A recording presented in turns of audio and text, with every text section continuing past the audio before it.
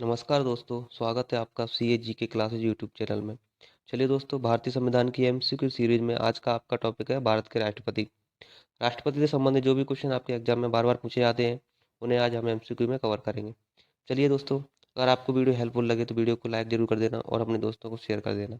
चलिए स्टार्ट करते हैं। तो पहला प्रश्न है, भारत के राष्ट्रपति की तुलना निम्नलिखित में से किससे करना सर्वाधिक उचित है? अमेरिका के राष्ट्रपति से, फ्रांस के राष्ट्रपति से, ब्रिटेन के सम्राट से या श्रीलंका के राष्ट्रपति से? सही आंसर इसका ऑप्शन नंबर सी, ब्रिटेन के सम्राट से। अगला प्रश्न है, भारत में कार्यपालिका का अध्यक्ष कौन होता है? राष्ट्रपति, प्रधानमंत्री, विरोधी दल का नेता या भारत सरकार का मुख्य सचिव? सही आंसर इसका ऑप्शन नंबर ए, राष्ट्रपति। अगला प्रश्न है, भारतीय संविधान के अनुसार देश का प्रथम नागरिक कौन होता है? राष्ट्रपति, लोकसभा अध्यक्ष, उपराष्ट्रपति या प्रधानमंत्री? सही आंसर इसका ऑप्शन नंबर ए, राष्ट्रपति। अगला प्रश्न है, भारतीय संविधान के अनुसार देश की तीनों सेनाओं का अध्यक्ष कौन होता है? राष्ट्रपति, उपराष्ट्रपति, थल सेनाध्यक्ष या फील्ड मार्शल? सही आंसर इसका ऑप्शन नंबर ए, राष्ट्रपति। अगला प्रश्न है, भारत का राष्ट्रपति होता है भारत का वास्तविक शासक, राज्य का संवैधानिक अध्यक्ष, राज्य और सरकार का अध्यक्ष या बहुमत दल का नेता? सही आंसर इसका ऑप्शन नंबर बी, राज्य का संवैधानिक अध्यक्ष। अगला प्रश्न है, भारत के राष्ट्रपति निर्वाचन होने के मात्र बनने के लिए किसी व्यक्ति की आयु पूर्ण होनी चाहिए? 21 वर्ष, 25 वर्ष, 35 वर्ष या 30 वर्ष? सही आंसर इसका ऑप्शन नंबर सी, 35 वर्ष। अगला प्रश्न है, एक व्यक्ति राष्ट्रपति पद के लिए अधिकतम कितनी बार निर्वाचित हो सकता है? 2 बार, 3 बार, 4 बार या कोई सीमा नहीं है? सही आंसर इसका ऑप्शन नंबर डी, कोई सीमा नहीं है। भारत का राष्ट्रपति पद पर कितनी बार भी निर्वाचित हो सकता है। अगला प्रश्न है, राष्ट्रपति का निर्वाचन किस प्रकार से होता है?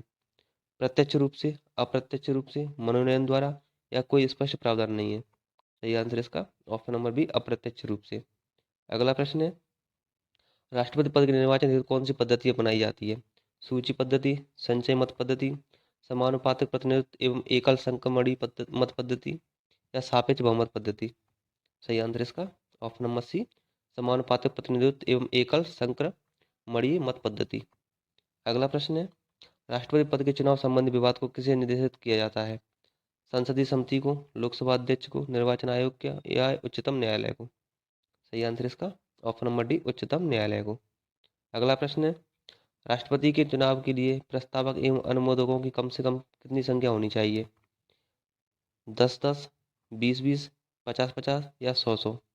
सही आंसर इसका ऑप्शन नंबर इसका सही आंसर ऑप्शन नंबर सी, 50 प्रस्तावक और 50 अनुमोदक। ये गलत लग गया है। अगला प्रश्न है, राष्ट्रपति पद का चुनाव संचालित किया जाता है लोकसभा अध्यक्ष द्वारा, प्रधानमंत्री द्वारा, निर्वाचन आयोग द्वारा या संसदीय मामलों के मंत्री द्वारा? सही आंसर इसका ऑप्शन नंबर सी, निर्वाचन आयोग द्वारा। अगला प्रश्न है, किस अनुच्छेद के तहत राष्ट्रपति तथा उपराष्ट्रपति के निर्वाचन से संबंधित विवाद का निर्णय उच्चतम न्यायालय द्वारा करने का प्रावधान संविधान में किया गया है? अनुच्छेद 55 द्वारा, अनुच्छेद 68 द्वारा, अनुच्छेद 69 या अनुच्छेद 71? सही आंसर इसका ऑप्शन नंबर डी, अनुच्छेद 71 द्वारा। अगला प्रश्न है, राष्ट्रपति पद के उम्मीदवारों को चुनाव प्रचार हेतु कितना समय मिलता है? 1 माह, 2 सप्ताह, 1 सप्ताह या 3 सप्ताह? सही आंसर इसका ऑप्शन नंबर बी, 2 सप्ताह। अगला प्रश्न है, भारत के राष्ट्रपति का चुनाव कितने वर्षों के लिए होता है? 6 वर्ष के लिए, 5 वर्ष के लिए, 4 वर्ष के लिए या 3 वर्ष के लिए? सही आंसर इसका ऑप्शन नंबर बी, 5 वर्ष के लिए। अगला प्रश्न है, किस अनुच्छेद के तहत राष्ट्रपति अपने पद ग्रहण करने की तिथि से 5 वर्ष की अवधि तक अपने पद पर बना रहता है? अनुच्छेद 54, अनुच्छेद 57, अनुच्छेद 56 या अनुच्छेद 58? सही आंसर इसका ऑप्शन नंबर सी, अनुच्छेद 56। अगला प्रश्न है, राष्ट्रपति के चुनाव के लिए निर्वाचन मंडल में होते हैं संसद के सभी सदस्य और विधानसभाओं तथा परिषदों के सभी सदस्य, या संसद के दोनों सदनों तथा विधानसभाओं के निर्वाचित सदस्य, या संसद के दोनों सदनों के सदस्य सभी सदस्य, या संसद के दोनों सदनों के सभी निर्वाचित सदस्य? सही आंसर इसका ऑप्शन नंबर बी, संसद के दोनों सदनों तथा विधानसभाओं के निर्वाचित सदस्य। अगला प्रश्न है, भारत के राष्ट्रपति को उसके पद से हटाया जा सकता है भारत के प्रधानमंत्री द्वारा, लोकसभा द्वारा, भारत के मुख्य न्यायाधीश द्वारा या संसद द्वारा? सही आंसर इसका ऑप्शन नंबर डी, संसद द्वारा। अगला प्रश्न है, भारत के राष्ट्रपति को पद से हटाने की प्रक्रिया है संसद के द्वारा अविश्वास प्रस्ताव, मंत्रिपरिषद का राष्ट्रपति को हटाने से संबंधी प्रस्ताव, संसद द्वारा महाभियोग या सर्वोच्च न्यायालय द्वारा निर्देश? सही आंसर इसका ऑप्शन नंबर सी, संसद द्वारा, महाभियोग द्वारा। अगला प्रश्न है, संविधान के उल्लंघन के लिए राष्ट्रपति के विरुद्ध अभियोग कार्रवाई किसमें शुरू की जा सकती है? लोकसभा में, राज्यसभा में, संसद के किसी भी सदन द्वारा या उच्चतम न्यायालय द्वारा? सही आंसर इसका ऑप्शन नंबर सी, संसद के किसी भी सदन द्वारा। अगला प्रश्न है, राष्ट्रपति पर महाभियोग किस आधार पर लगाया जा सकता है? किसी भी आधार पर, संविधान का अतिक्रमण करने पर, राज्य विधानसभा को भंग करने पर या उपराष्ट्रपति को राष्ट्रपति बनाने पर? सही आंसर इसका ऑप्शन नंबर बी, संविधान के अतिक्रमण करने पर। अगला प्रश्न है, राष्ट्रपति पर महाभियोग की प्रक्रिया किस देश के संविधान से ली गई है? अमेरिका से, पूर्व सोवियत संघ से, जापान से या आयरलैंड से? सही आंसर इसका ऑप्शन नंबर ए, अमेरिका से। अगला प्रश्न है, कार्यकाल पूर्ण होने से पहले भारत के राष्ट्रपति को उनके पद से कौन हटा सकता है? प्रधानमंत्री, उपराष्ट्रपति, उच्चतम न्यायालय के मुख्य न्यायाधीश या संसद द्वारा महाभियोग लगाकर? सही आंसर इसका ऑप्शन नंबर डी, संसद द्वारा महाभियोग लगाकर। अगला प्रश्न है, राष्ट्रपति पर महाभियोग का आरोप कम से कम कितने दिन की लिखित सूचना के बाद प्रस्तुत किया जाना चाहिए? 7 दिन की, 14 दिन की, 30 दिन की या 60 दिन की? सही आंसर इसका ऑप्शन नंबर बी, 14 दिन की। अगला प्रश्न है, सदन में राष्ट्रपति के विरुद्ध महाभियोग प्रस्ताव पास करने के लिए कितने सदस्यों का समर्थन चाहिए? सदन में उपस्थित और मतदान करने वाले कम से कम 2/3 सदस्य, सदन के कुल सदस्यों में से कम 2/3 सदस्य, या सदन के कुल सदस्यों में बहुसंख्यक सदस्य, या सदन के विशेष बहुमत? सही आंसर इसका ऑप्शन नंबर बी, सदन के कुल सदस्यों में से कम 2/3 सदस्य होना आवश्यक है। अगला प्रश्न है, राष्ट्रपति को निम्नलिखित में से कौन पद और गोपनीयता की शपथ दिलाता है? भारत का मुख्य न्यायाधीश, प्रधानमंत्री, अटॉर्नी जनरल या महाधिवक्ता? सही आंसर इसका ऑप्शन नंबर है, भारत का मुख्य न्यायाधीश या सर्वोच्च न्यायालय का मुख्य न्यायाधीश ही भारत का मुख्य न्यायाधीश होता है। अगला प्रश्न है, राष्ट्रपति संविधान के किस अनुच्छेद के तहत भारत के मुख्य न्यायाधीश के समक्ष शपथ ग्रहण करता है? अनुच्छेद 58 के, अनुच्छेद 60 के, अनुच्छेद 66 के या अनुच्छेद 70 के? सही आंसर इसका ऑप्शन नंबर बी, अनुच्छेद 60 के। अगला प्रश्न है, मुख्य न्यायाधीश की अनुपस्थिति में राष्ट्रपति किसके समक्ष शपथ लेता है? सर्वोच्च न्यायालय का वरिष्ठ न्यायाधीश के, उपराष्ट्रपति के, महान्यायवादी के या लोकसभा अध्यक्ष के?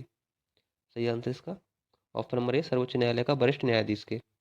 अगला प्रश्न है, यदि राष्ट्रपति और उपराष्ट्रपति दोनों देश से बाहर हों तो उस स्थिति में उनके कार्यभार को कौन ग्रहण करेगा? राज्यपाल, प्रधान सेनापति, सर्वोच्च न्यायालय के मुख्य न्यायाधीश या प्रधानमंत्री? सही आंसर इसका ऑप्शन नंबर सी, सर्वोच्च न्यायालय के मुख्य न्यायाधीश।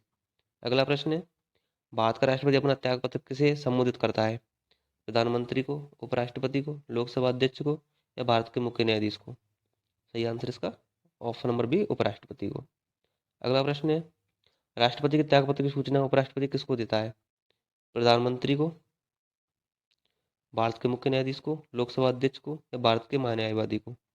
सही आंसर इसका ऑप्शन नंबर सी, लोकसभा अध्यक्ष को। अगला प्रश्न है, यदि मृत्यु, त्यागपत्र अथवा हटाए जाने की स्थिति में भारत के राष्ट्रपति का पद रिक्त हो जाए तो उस पद का कार्यभार कौन संभालेगा? प्रधानमंत्री,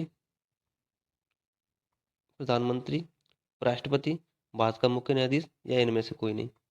सही आंसर इसका ऑप्शन नंबर बी, उपराष्ट्रपति। अगला प्रश्न है, निम्नलिखित में से कौन से राष्ट्रपति पूर्व में केंद्रीय गृह मंत्री थे? बीबी गिरी, ज्ञानी जेल सिंह, डॉक्टर जाकिर हुसैन या आर वेंकट रमन? सही आंसर इसका ऑप्शन नंबर बी, ज्ञानी जेल सिंह।